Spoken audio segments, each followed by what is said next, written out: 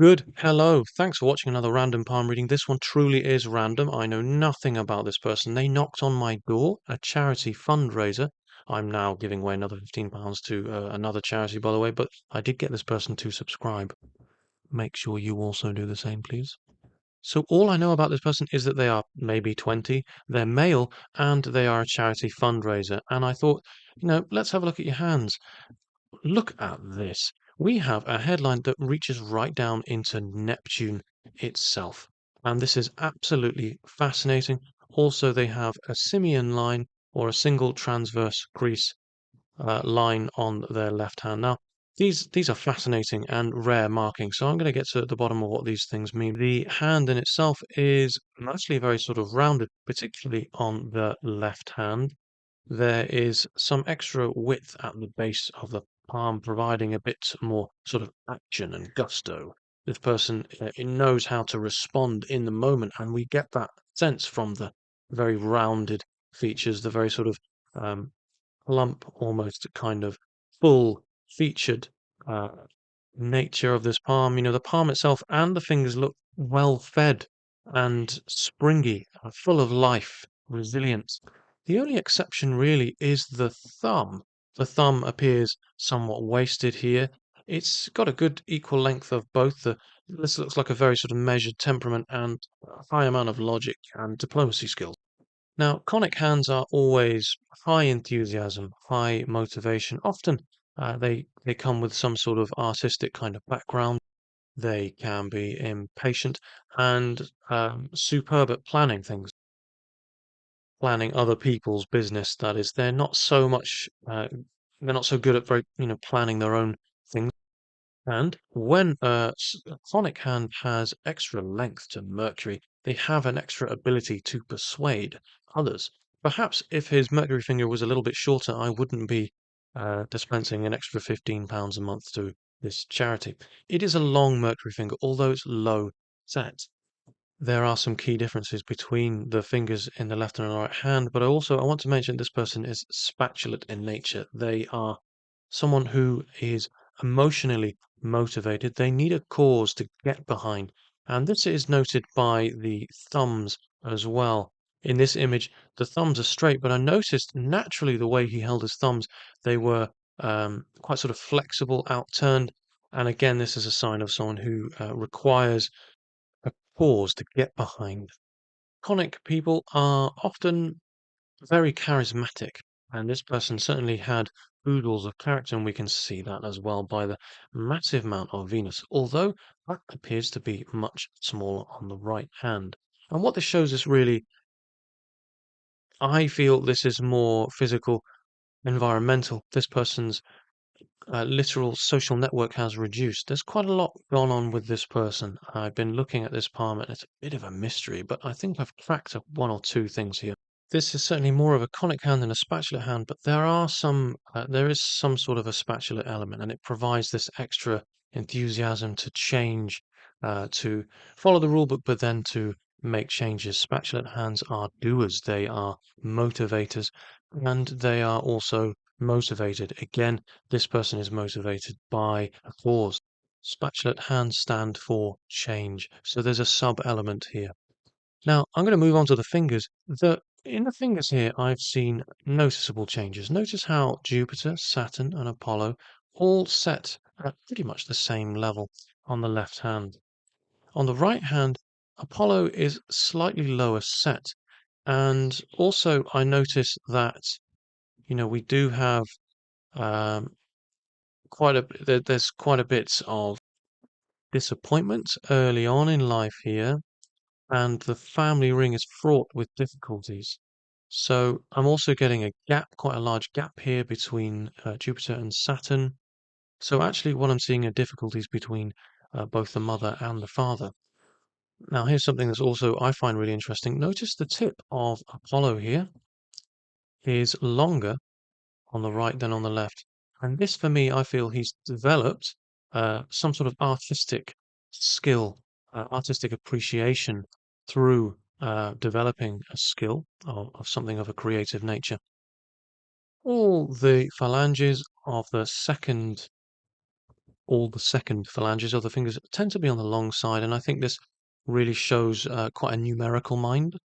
The lunar mount is well developed. I would say almost overdeveloped, and it's quite sort of high set, particularly on the right hand.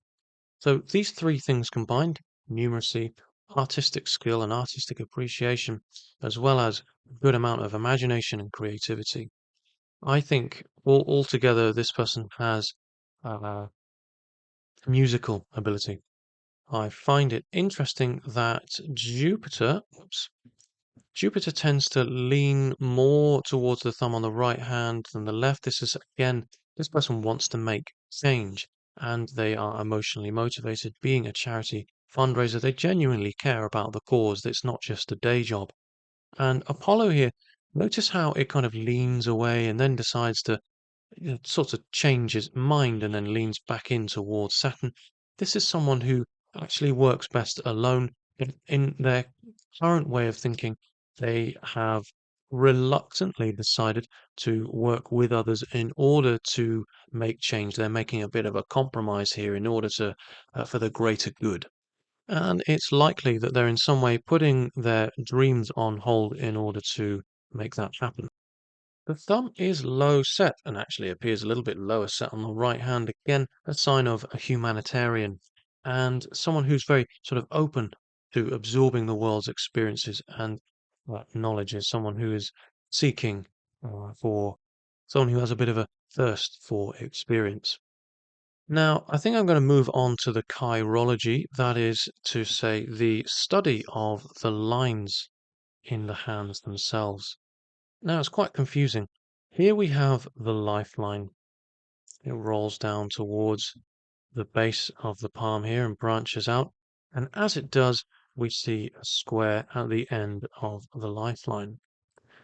The headline is joined for quite some time, probably until about the age of 22. The headline, as I've mentioned, it reaches right down and it sort of forks off a little bit, but before it does, it carries on reaching down way it actually sort of avoids Luna in some way and bends right into Neptune. Now, this shows a remarkable sense of creativity involved around how others think and feel. This person is incredibly in tune with and almost putting themselves in the minds of others in order to captivate and engage with an audience. And this is likely it's likely because they developed a skill that sort of forced them into this way of thinking. Perhaps this was some sort of there was a need here to think in this way. It's truly remarkable. I've never seen anything like this before, not even in any of the books I've read. This is truly his mind is pure Neptunian. This person, I imagine, would make an exceptional salesman and may even be gifted in hypnotizing others. Maybe he even hypnotized me. Now, if you look closely, I'm going to just dip into the dermatoglyphics a little bit here. There's a loop here in the skin ridge pattern that reaches out towards Saturn. Now, in most palmistry books, this is known as a loop of humor. But more specifically, when we see one at this type of angle, it's showing someone with an acute sense of humor, someone who is very sarcastic, very quick with and witty with their remarks in order to gain a reaction. This, in part, is a technique to gauge how a person thinks and feels. And again, it is in line with this headline dipping right down into Neptune. The headline here that branches off is another extra sort of perspective on things. This person is constantly thinking inside someone else's shoes. And again, a headline that ends underneath Apollo is a very common place for a headline to end, but it's another signifier of artistic ability. Something that I do notice about this poem that's very significant is the heart line.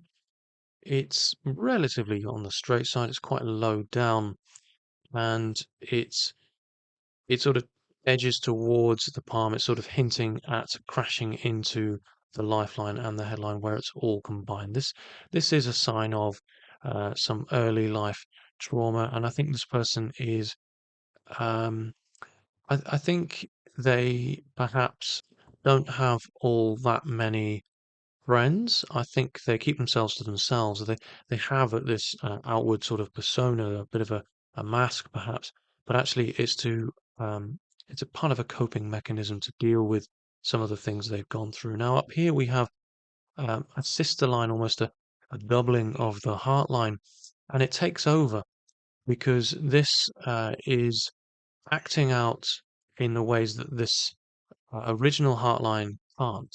So it's almost as though this person they're building themselves back up.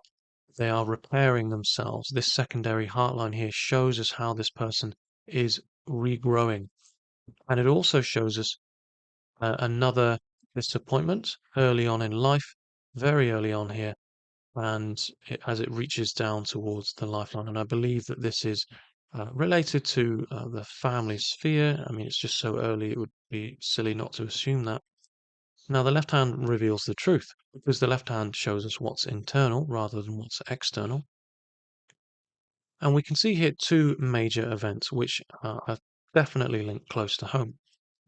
The first of which is, I mean, there's certainly one here at the age of about 9 or so, 10, where there's a great need to remove themselves from a certain sort of situation. So I can only assume that things are not happy at home at this time.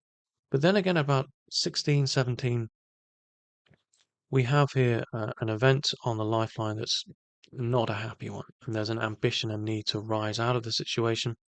It's connected to another incident that's very close to home. There's a lot of anger here.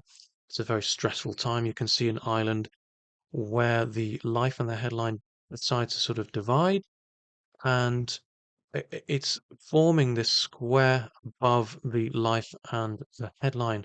So from the age of 16 to 17, right up to the age of about 22, there's protection needed around two key events, both of which were very upsetting and disappointing, um, probably somewhat traumatic. And what's interesting is there's a direct link to this person's path in life and these two events. This secondary event at 22 is quite shocking. It's quite emotionally damaging. It's emotionally shocking. It appears to directly affect their nervous system almost. I'm wondering if there was some actual physical damage here. And in any case, after this point, this person really said enough's enough. They removed themselves from this situation. After this time, there was an immensely stressful period for them. We can see a second island developing as this person forces themselves away from this environment and really creates a life for themselves. And we see a doubling of the lifeline here, and it's almost sort of one large island. So this person is likely still going through this very difficult phase in their life at the moment. Their belief around what it is that they should do, their path in life, is directly linked to this hardship. And I feel that there's a direct link to what they're doing right now and what occurred here. So it could be that there is, I mean, this is conjecture here a little bit, but I'm wondering if there was a direct link to the charity that they're working for and the incident. So I'm wondering if they had to support someone at home. I don't really want to say what the charity is. Don't feel like it's necessary. This person will know what that is. I think that they have strong feelings about their path in life. And on the left hand, it's far stronger than it is on the right. And notice that how it branches in several directions. And the simian line here reaches upwards and joins this path. This person is highly emotionally invested in what it is that they're doing. And as I said at the beginning of this reading, they require purpose, a cause to get behind. And anyone with a simian line, their logical decision making is combined, it's fused with their feelings. They can't make a decision without it being directly connected to how they feel. It can cause issues, particularly if shown in the left hand, in terms of suspicion, jealousy, and those kinds of negative feelings where logic and emotion combine. But what it can provide in a positive way is laser-like focus when it comes to carrying out a project or completing some sort of job. This person, whatever craft or art they devote their time and attention to, will no doubt become a master at it as long as they persevere. I believe this person may well be aspiring to be a comedian with the headline rolling right down into Neptune, having almost a sort of sixth sense about their awareness, being in tune with what their audience is thinking and feeling in the moment, reacting and adapting in the moment. They have an acute sense of humor, they have artistic ability. Perhaps there's music involved in their comedy routines, or perhaps it's more that they have a comedic a sense of comedy in their music. It's one or the other, or it's both. With their exceptional diplomacy skills and persuasive skills, their keen sense of understanding of what another is thinking in the moment and being able to adapt to that, they would make an exceptional lawyer, salesman, or even a politician. Please don't become a politician. Now, the composite whirl, I'm going to move on to the fingerprint and the palmar patterns here, and I've already explained a little bit about that, but a composite whirl on the Jupiter finger can lead towards some um, complex feelings of duality, push and pull, indecision. It can lead to feelings of, being the Jupiter finger is all about the self. It's about ego and identity. It's about our ambition and the way we judge ourselves as well. It's about judgment. So, in terms of what this means for this person, it could create some insecurities one moment, identity crisis perhaps, um, and then the next minute it could feel very strongly about themselves and very confident. So there are possibilities of, or at least there's a stronger possibility uh, towards a predisposition of bipolar disorder with people who have a composite whirl on the Jupiter finger. Now, it's not to say that if you have this, then you have bipolar. It's not that simple. You can never diagnose by one sign or symptom alone in palmistry, or at least you shouldn't, unless it's very rare anyway. And I'm not entirely certain if we see it on the right hand Jupiter finger as well. I believe we see a whirl here, and this really creates a sense of um, individualism, a non-conformist approach, feeling of I'm going to do things my way and I'm going to make it happen, a real individualist. And this is in line with the direction and straightness of this Jupiter finger, sort of leaning in towards the thumb here. This fourth finger and thumb suggests to make change. Now on the Saturn finger on the right hand, we have another composite whirl. It's not it's a rare marking. To see it more than once is unusual. This again could add towards some indecision about their feelings about the world around them. This person really requires a strong, secure family unit and at least some security and structure in their home life. And also, there is some sort of a danger here for this person to be taken advantage of in certain ways, just because of their changeability in terms of how they think about themselves and the world around them. People with a with a composite whirl on the Saturn finger, the tip of the Saturn, they need to be needed. They need to be in a role where they are providing some sort of service.